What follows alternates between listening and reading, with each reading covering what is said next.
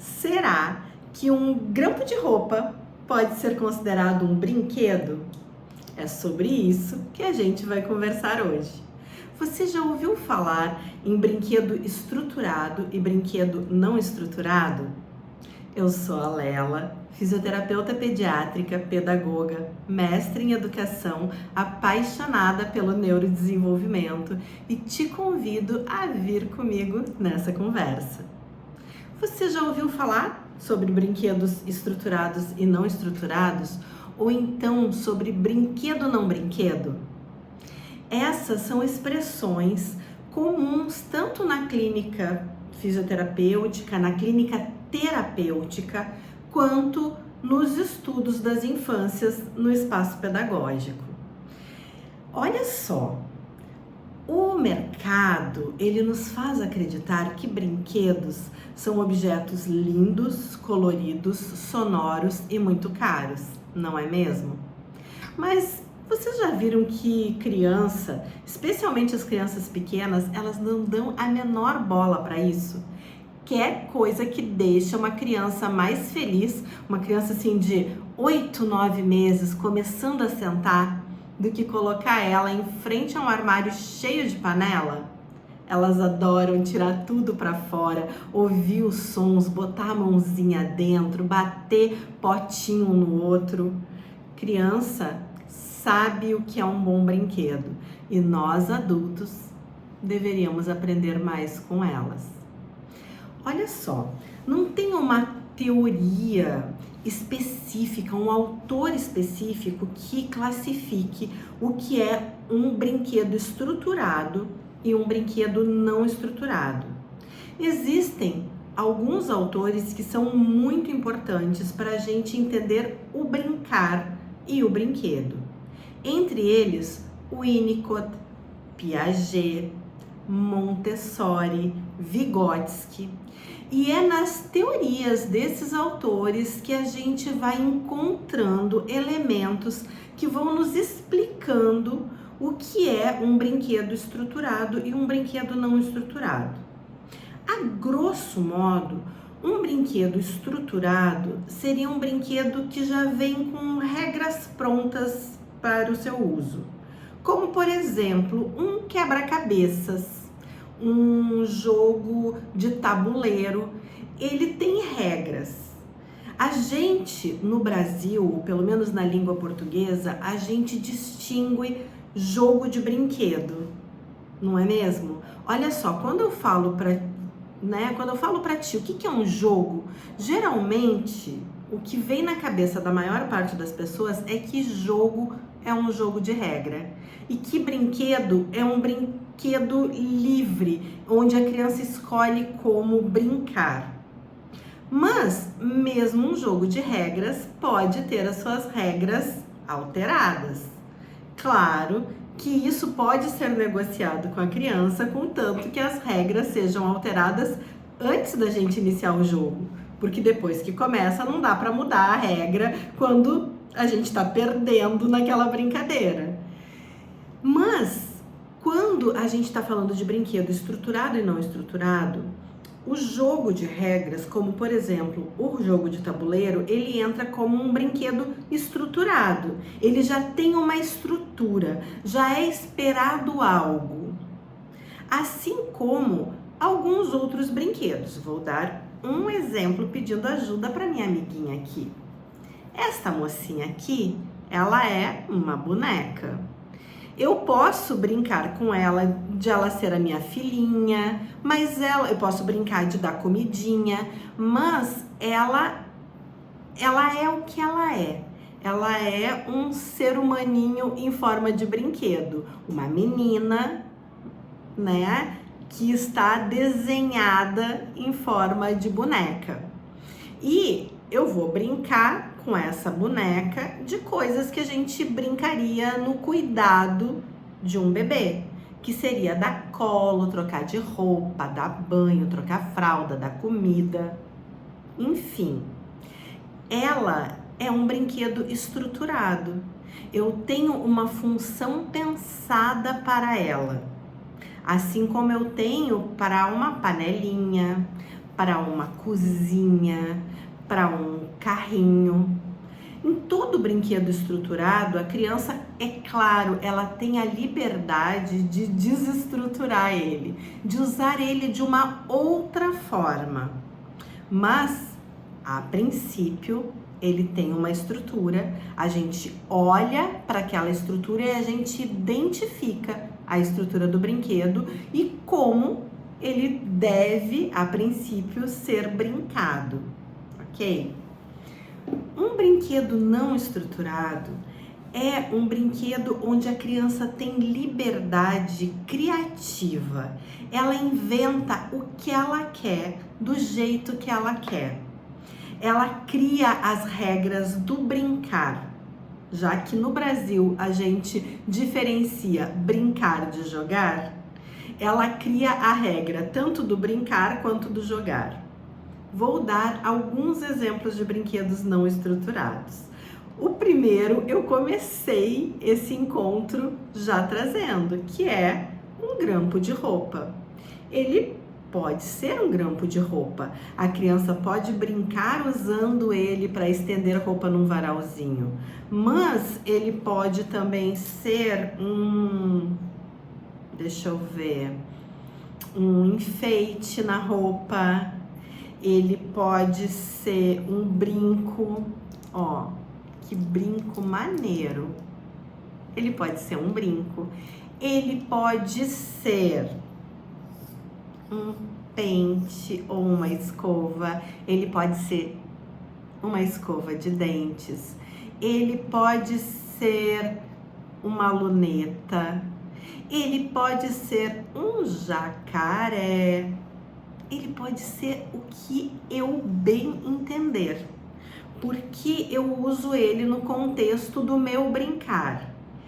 E nós adultos devemos olhar para as crianças e poder estudar com mais atenção esses contextos de brincar que elas nos ensinam. É o melhor jeito da gente entender como se constrói um brincar, especialmente como se constrói um brincar não estruturado. Eu vou dar alguns exemplos aqui de situações que eu vivenciei. Uma delas sou eu, né, na minha infância, ainda muito pequena, brincando de boneca. Eu tive o privilégio de ter um avô que era leiteiro e morava num sítio. Então eu tive esse privilégio de ter uma infância de muito tempo, de muitas horas nesse sítio, porque eu morava na mesma cidade. E eu lembro da minha avó pegando uma abóbora de pescoço e um pano de prato e fazendo uma boneca com aquela abóbora. E eu tenho muito presente essa memória, porque assim como esta minha amiguinha pode ser uma boneca, ela é uma boneca, não é que ela pode ser. Talvez este seja uma pista para a gente pensar o brinquedo estruturado e não estruturado. Esta é uma boneca. A abóbora pode ser uma boneca, assim como ela poderia ser uma baleia, ela poderia ser um cachorro e ela era, de fato, uma abóbora. Mas essa moça é, de fato, uma boneca. Este cilindro de papel alumínio, ele pode ser uma boneca, assim como ele pode ser uma luneta, assim como ele pode ser um megafone, assim como ele pode ser um microfone, como ele pode ser também um brinquedo de gira-gira. Ele pode ser o que eu quiser, ele pode ser o que a criança quiser. E realmente as crianças são os seres humaninhos mais criativos que a gente pode, com quem a gente pode aprender, se a gente der espaço para que elas possam criar a partir de brinquedos não estruturados. E eu penso que essa é a grande vantagem do brinquedo não estruturado, é o potencial criativo.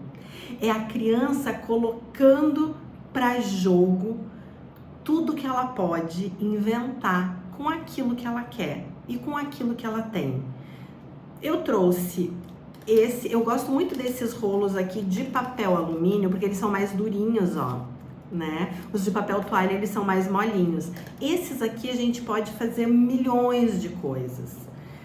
Eu trouxe uma tampa, que pode ser um copo, pode ser uma panelinha, pode ser um vaso, pode ser um chapéu. Olha só, parecia o Aladim aqui. Pode ser o que eu quiser. Pode ser o pote de comida do meu cachorrinho imaginário. Pode ser o que eu quiser. Eu trouxe algo que é um pouco mais... É estruturado para nós adultos. Para os bebês é um brinquedo não estruturado, que é um socador de caipirinha. Eu particularmente gosto muito de socador de caipirinha, especialmente para os bebês, porque ele é robusto e como os bebês, principalmente no primeiro ano de vida, levam tudo muito na boca, como ele é mais robusto, não machuca o céu da boca, como é o caso, por exemplo, de uma colher de pau, onde o bebê pode pegar pelo cabo e como o cabo é mais fininho, pode machucar. Claro que o bebê pode bater na cabeça, mas ele não tem tanta força, não vai machucar. Ele tem uma boa pega, ele tem esta experiência sensorial da madeira, que a gente tem que pensar nisso também quando oferece elementos não estruturados para um bebê, que eles possam ser de materiais diferentes, como, ok, um pote de plástico, mas aqui eu tenho a madeira. Se o bebê leva a madeira na boca, a experiência de levar a madeira na boca é completamente diferente de levar o plástico. Se eu não trouxe, eu gosto muito daquelas forminhas de pudim ou de empadinha que são de metal, que também são levinhas, fáceis de pegar. Se o bebê leva essa experiência do metal na boca, também é diferente. Por quê? Porque o metal ele é geladinho, a madeira não é, o plástico não é. Então eu vou dando informações diferentes para que esse bebê possa, a partir da sua área mais sensível, que é a boca, durante seu primeiro ano de vida, que ele possa ir criando, né, conexões neurais com informações muito ricas. Quando eu só ofereço plástico, por mais que o plástico possa ter muitas cores, ele tem uma mesma sensação. Por isso que é muito importante que, especialmente nessa fase dos primeiros anos de vida, né, na primeiríssima infância, a gente ofereça não só brinquedos não estruturados, que são, na verdade, objetos aleatórios, como brinquedos não estruturados de materiais diversos, para que possa haver uma informação sensorial rica para esse bebê. Eu trouxe um outro objeto não estruturado, são dois na verdade, que a gente tem numa caixa. A gente tem uma caixa lá no Espaço Lala Ludens, que é a caixa do quando nada mais funciona, abre aquela caixa, que é a caixa dos não estruturados, e as crianças amam. Quando nada mais tem interesse, aquela caixa sempre vai ter coisas de grandes interesses para as crianças, porque são tralhas, né? Nada mais do que tralhas. Uma delas é essa tralha aqui, ó. Olha só, um potinho de canela. Dentro desse potinho de canela tem um outro cilindrozinho pequeno, que é de bandagem terapêutica, que a gente usa na físio, que é um cilindrozinho. Pode ser usado também, né, como uma investigação né, de luneta, mas aqui dentro ele vira um chocalho. Só que esse chocalho tem a possibilidade de abre e fecha. Mas vocês acham que as crianças querem só esse nível de dificuldade? Não, elas querem abrir e fechar aqui também. E daí que cabe no dedinho, claro que pode ir para a boca, bota, atira, arremessa. Ou seja, o potencial criativo, ele é da criança. Eu tenho um amigo que é jornalista que ele dizia que o melhor brinquedo é aquele que a pilha do brinquedo é a energia da própria criança. E é isso, o brinquedo estruturado, ele usa a energia da própria criança. Não só a energia motora, como a sensório-motora, como a cognitiva, né? É o pensamento que está ali no seu potencial criativo, explorando o seu ambiente e podendo fazer acontecer. Por isso que o brinquedo não estruturado, ele é tão rico. Por isso que a gente defende, né? Os pesquisadores crianceiros defendem o livre brincar na medida em que a criança tem condição para poder se resolver no espaço e brincar com ele, a partir dele e nele. A gente defende o espaço aberto, a natureza, porque na natureza, olha a quantidade de textura, de cor, de cheiro, né? A terra tem textura, tem cor, tem cheiro diferente da areia, que tem cheiro diferente da grama, que tem textura diferente da folha de parreira, que tem tamanho, cor, textura diferente da folha de laranjeira. São elementos muito ricos. Brincar na natureza, brincar no parquinho, brincar no espaço aberto é muito rico para a criança, porque ela tem uma diversidade de informações táteis, sensoriais, de possibilidades de experimentação do corpo dela naquele espaço que são muito ricos. Então, para voltar ao brinquedo estruturado e não estruturado, né? Como eu disse, a gente não tem um autor que descreve especificamente o que é um brinquedo estruturado ou não estruturado, mas a gente tem muitos autores fundamentais dos estudos da infância, do neurodesenvolvimento, que vão falar sobre isso. Mas o mais importante é a gente poder entender que quando um brinquedo tem uma função, a gente olha para ele e diz, olha, isso é uma boneca, né? E embora eu possa brincar com ela, posso brincar que ela é minha cachorrinha, se tu olha, qualquer pessoa que olha diz, não, mas ela é uma boneca, né? A pessoa vai olhar e vai dizer, não, é isso que ela é. Quando eu apresento isso, isso tem a possibilidade de ser qualquer coisa. Porque, justamente por isso, ele é não estruturado. Então, ele pode ser o meu cachorrinho, ele pode ser a minha boneca, ele pode ser o meu microfone, ele pode ser a minha passagem secreta para Nárnia, ele pode ser o que eu quiser. Por quê? Porque ele é não estruturado. E é justamente por isso que o potencial criativo se dá muito mais significativo com o brinquedo não estruturado. Vou dar um outro exemplo, que é eu mãe, tá? Mãe do meu primeiro filho. Eu lembro dessa coisa de eu não querer dar arma, eu não queria dar revólver, eu não queria dar espada, porque eu não queria que ele brincasse de brincadeiras violentas. Só que isso também é uma fase do neurodesenvolvimento das crianças. E por mais que o adulto queira não estimular, a criança, se ela quiser brincar, ela vai dar um jeito de brincar. E ela não precisa nem de um brinquedo não estruturado. Ela pode só fazer assim, ó. E matou alguém.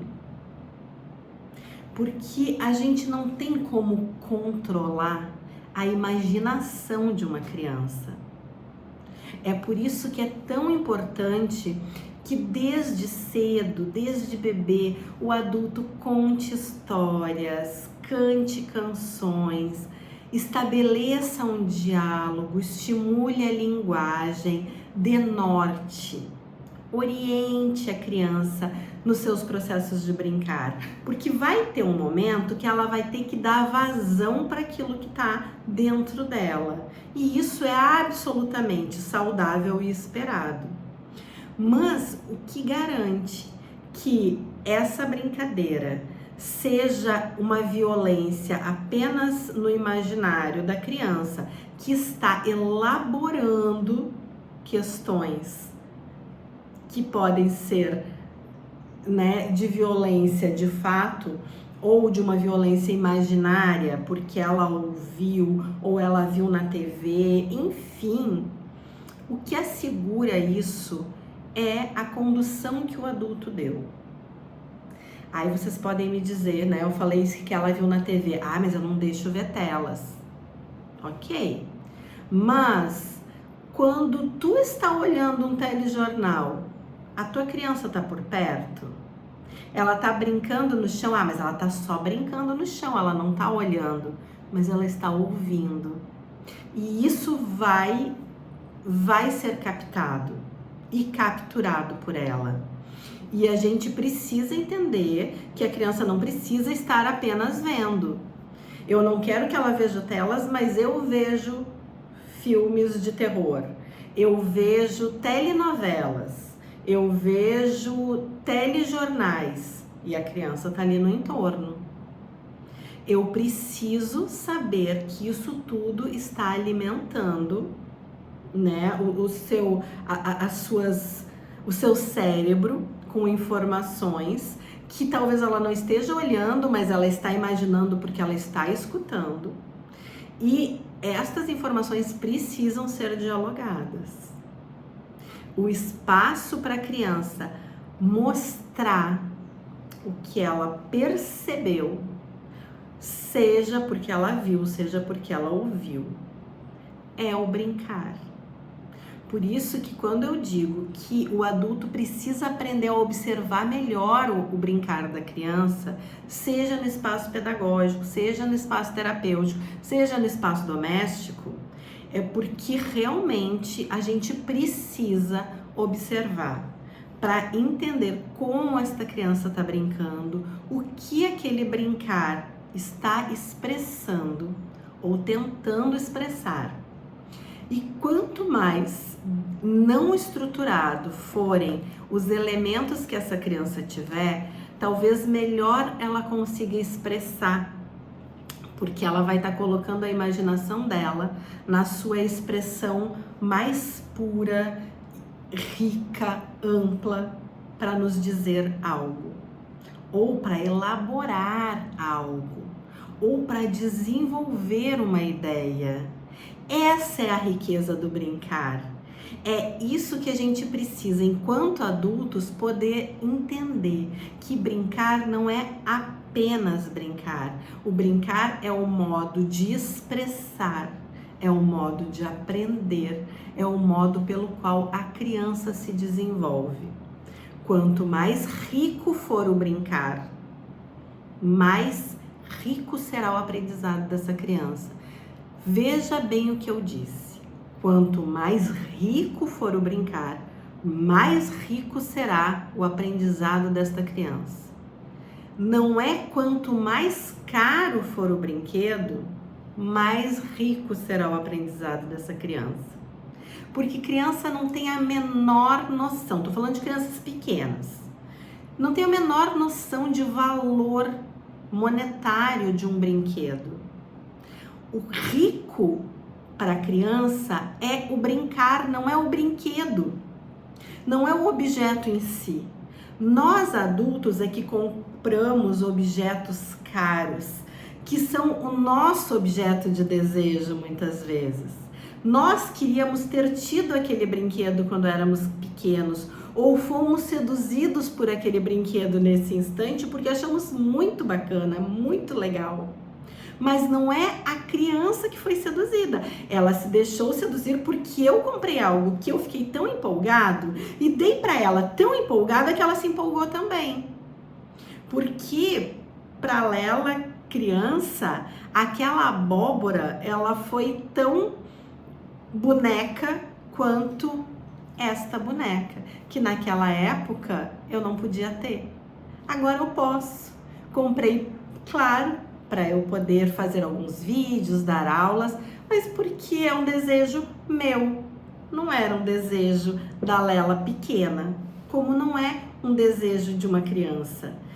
O que com certeza encanta uma criança desde bebê é um adulto que sente para brincar com ela, que pare o seu dia para brincar, para contar histórias, para passear. Isso é rico. O tempo compartilhado é rico. Não é rico o valor monetário do brinquedo dado para a criança. E é nisso que, quando a gente estuda e entende o valor, que é para o aprendizado, para o desenvolvimento, um brinquedo não estruturado e um brinquedo estruturado, é que qualifica o que a gente oferta para a criança. Ah, Lela, mas eu tenho um aniversário e eu vou dar o quê? Vou dar um potinho de canela? Óbvio que não. Mas também qualifica eu escolher que brinquedo eu quero comprar para dar de aniversário. É um brinquedo que brinca sozinho, ou é um brinquedo onde a criança vai brincar com ele, vai descobrir possibilidades. É um brinquedo onde o adulto é convidado para brincar com a criança junto e com isso partilhar o seu tempo junto com a criança. Isso é algo que tem que estar presente quando a gente escolhe um presente. É que o melhor presente é a presença. É o brincar junto com, independente de com qual brinquedo se brinca. Porque o mais fundamental para o desenvolvimento de uma criança não é o brinquedo, mas o brincar, que se faz brincando com um brinquedo, com outra criança, com um adulto. Tem um período que a criança gosta de brincar sozinha e que ela tem os amigos imaginários dela, e a gente às vezes quer ir lá intervir nisso. Na verdade, isso é tema para outra aula, né? Mas faz parte desse momento também, porque o brinquedo não estruturado, ele dá muito mais possibilidades para esse brincar com os amigos imaginários. E aí, me conta, isso tudo que eu trouxe faz sentido para ti? Tu já tinha ouvido falar? Que autores tu gostaria que eu trouxesse pra gente conversar sobre neurodesenvolvimento, desenvolvimento infantil? Coloca aqui nos comentários que eu vou adorar seguir essa prosa com vocês. Tchauzinho e até a próxima aula aqui no Neurociência do Brincar. Beijo!